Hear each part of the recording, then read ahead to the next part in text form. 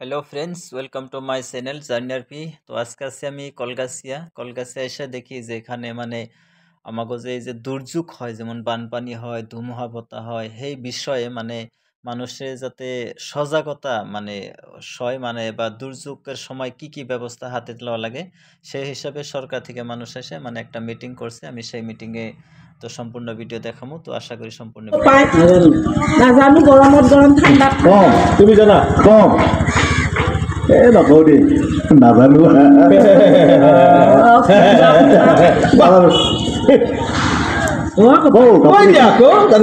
আপুনি কওক আপুনিতো নাজানে নেজানো দিয়া কিতাপৰ কথা আমি এইটো কৈছে ইংৰাজীত গ্ল'বেল ৱাৰ্মিং মানেনো কি তাৰ মানে হৈছে অসমীয়াত গোলকীয় উষ্ণতা পৃথিৱীৰ উত্তাপ বাঢ়ি গৈছে দিনক দিনে। ইয়াৰ কাৰণটো হৈছে কি, আমি গছবিলাক কাটি তহিলং কৰি পেলাইছো। গতিকে মই নকম কিয় মানুহে নিজৰ মৰম নিজে পাতিছে বুলি। যধে মধে গছবোৰ কাটি পেলাই নহয়, গছটোৰ মাত কম, আমি ৰুইছো জানো গছ? ৰুইছো নাই বিল্ডিং বান্ধিছো, গছ কাটিছো, বিল্ডিং বান্ধিছো, কল কাৰখানা সাজিছো, কল কাৰখানা সাজিছো, গাড়ী কিনিছো, মটৰ কিনিছো, এই মটৰ কল কাৰখানা সাজিছো, কলখানাৰ পৰা ওলোৱা ধোঁৱাই বায়ুমণ্ডল প্ৰদূষণ কৰি আছে। আপুনি যে গাড়ীৰ কথা ক'লা, গাড়ীৰ কিনাৰ কথা যে কি আছে?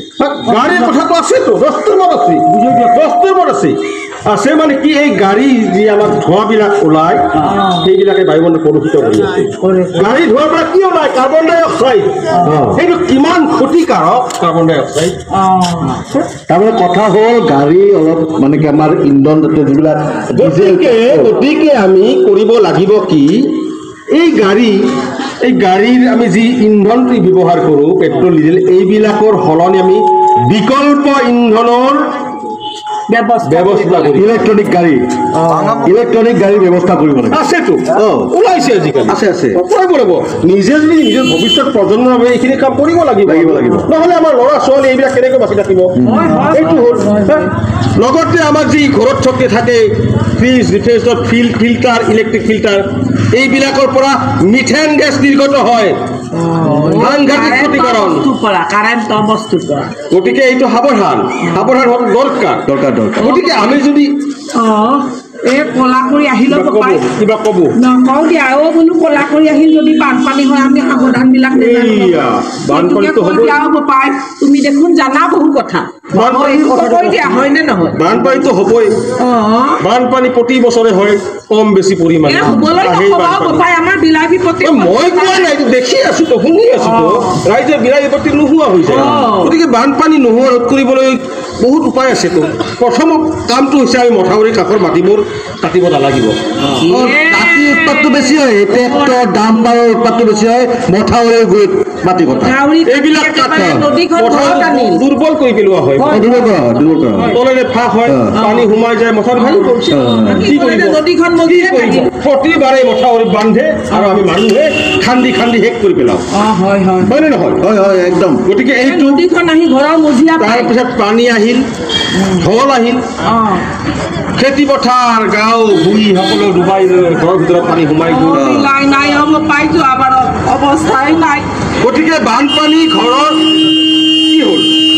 যোৱাবাৰ মোৰ গোটেইখন একেবাৰে ডুবি থাকিল, ঘৰৰ ভিতৰতে সোমাই থাকিলো, কাগজ পাতি চব হেৰাই গ'ল, চৰকাৰে কিবা কিবি সাহায্য দিছিল সেইবোৰ নেপালো, বেংকৰ বহীটোৱে হেৰাই থাকিল পানীৰ মাজত, ক'ৰবাত উঠাই লৈ গ'ল।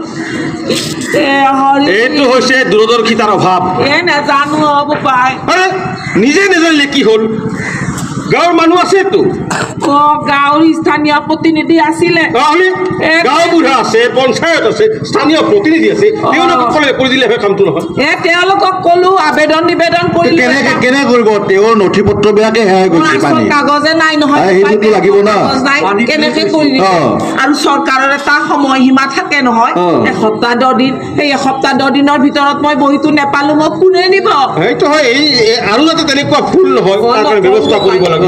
গতিকে বানপানী ঘৰত সোমোৱাৰ লগে লগে কৰিবলগীয়া কৰ্তব্যটো হৈছে, প্ৰথম আৰু প্ৰধান কৰ্তব্যটো হৈছে আমাৰ নথি পত্ৰ ভালকৈ ৰখা, 2 নম্বৰতে খোৱা পানী কিছু পৰিমাণে মজুত ৰখা দৰকাৰ হয় হয় 3 নম্বৰতে শুকান খাদ্য সামগ্ৰী বিস্কুট চিৰা এইবিলাক বস্তুবোৰ মজুত ৰাখিব লাগে আৰু ঘৰৰ ভিতৰত সোমোৱাৰ লগে লগে আমি আৰু ডাঙৰ মানে যাতে দুৰ্যোগ আহিব নোৱাৰে যাতে এক্সিডেণ্ট হ'ব নোৱাৰে তাৰ বাবে কাৰেণ্ট অফ কৰিব লাগিব বিদ্যুৎটো বন্ধ কৰি দিব লাগিব কাৰেণ্টটো কাটি দিব বিদ্যুৎ সংযোগ বিচ্ছিন্ন কৰিব লাগিব ঘৰত থকা ইনভাৰ্টাৰ ফ্ৰিজ এইবিলাকতো কাৰেণ্টতে চলে এইবিলাকত পানী সোমাই গ'লে আপোনাৰ চাৰিওফালে বিদ্যুৎ সংযোগ হৈ যাব হ'ব পাৰে গতিকে তাৰ কাৰণে এইটো কৰিব লাগিব প্ৰথম কাম আৰু এটা কথা বানপানীতে আবদ্ধ হৈ থাকে আপোনালোকে আবদ্ধ হ'লে এটা টোল ফ্ৰী নাম্বাৰ আছে জিলা দুৰ্যোগ ব্যৱস্থাপনা বিভাগত কিমান 1077 এই নাম্বাৰটো 1077 1077 গতিকে এই নম্বৰটোত ফোন কৰিলে তেওঁলোকে আহি উদ্ধাৰ কাৰ্য কৰিব যোৱাবাৰ এটা বিভাগৰ পৰা সহায় কৰিছে আমি পথাৰৰ মাজত পানীতে আবদ্ধ হৈ থাকিলো নহয় হালধীয়া ৰঙৰ নাও এখন আহি আমাক উঠাই লৈ এটা চৰকাৰী স্কুলত থলে তাতে আমাক চাউল দালি আটা চেনি বিস্কুট মমবাতি দিলে খাবলৈ বস্তু দিলে আৰু গোটেইখন পহৰাই একেবাৰে জেনেৰেটৰ দি আমাক তাতে শান্তি কিমান আৰাম কিমান সুবিধা দুখৰ মাজতো সুখ গোপাই দুখৰ মাজতো সুখ পানীৰ মাজত থাকিলো লৈ গ'ল আমাক চৰকাৰে সুন্দৰকৈ ৰাখিলে আকৌ আমাক বাৰে বাৰে খবৰ খাতিও লৈ আছে সেইখিনি সুবিধা পাইছে গতিকে এতিয়া আমি কৰিব লাগিব কি আমি কৰিব লাগিব বানপানী যোৱাৰ পিছত কি কৰিব লাগিব কৰিব লাগিব গোপাই কৈ দিয়াও গোপাই মই জানো মই কওঁ বানপানী যোৱাৰ পিছত কৰিব লাগিব কি আমি বানপানীয়ে বহুত বীজাণু লৈ আহে নহয় ঘৰৰ ভিতৰ বাহিৰ কাক খেতি পথাৰ এইবিলাকত চব বীজাণু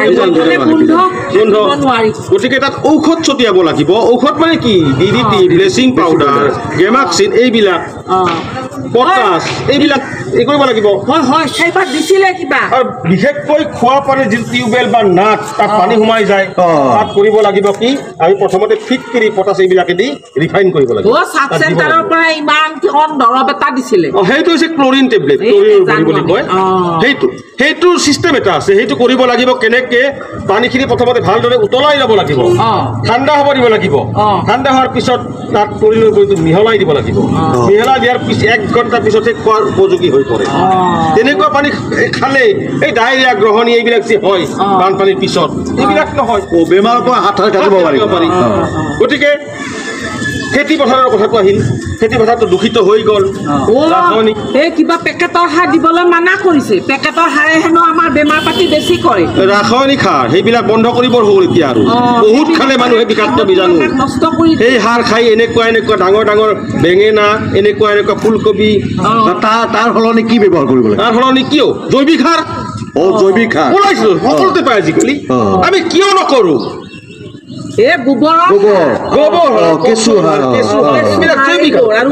আমি যে খাওঁ আঞ্জা পাচলি বাকলিবিলাক গাঁত খান্দি পুতি থলে সেইবোৰে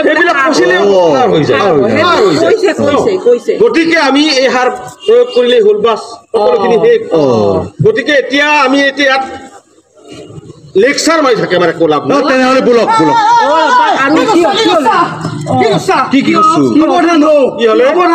কিয় বা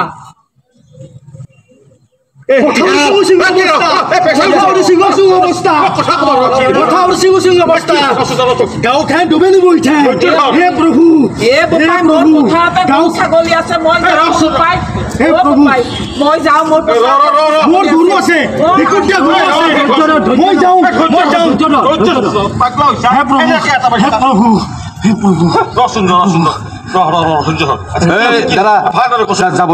কি মথাউৰি চিঙু অৱস্থা দেখিছ মই দেখিছো চিঙু অৱস্থা আচ্ছা বাছ হৈছে এতিয়া তই এটা কাম কৰ তই ঘৰলৈ যা গৰুকেইটা এৰাল দিয়া আছে যে সেইবিলাক লৈ আহ এৰি দে খুলি দে যেনিয়ে যাওক হা তই লৈ আহ আৰু মোৰ ঘৰলৈ গৈ বহেৰাক এই কাগজৰ টুকুৰাটো ভালদৰে ৰেডি কৰিব আমিও যাওঁ বোলক এটা কাম কৰোঁ আমিতো ঘৰলৈ গ'লে নহ'ব নহয় আমি কৰিব লাগিব গতিকে সজাগতা সৃষ্টি কৰিব লাগিব গতিকে বল ঘূৰি দিওঁ তাক বল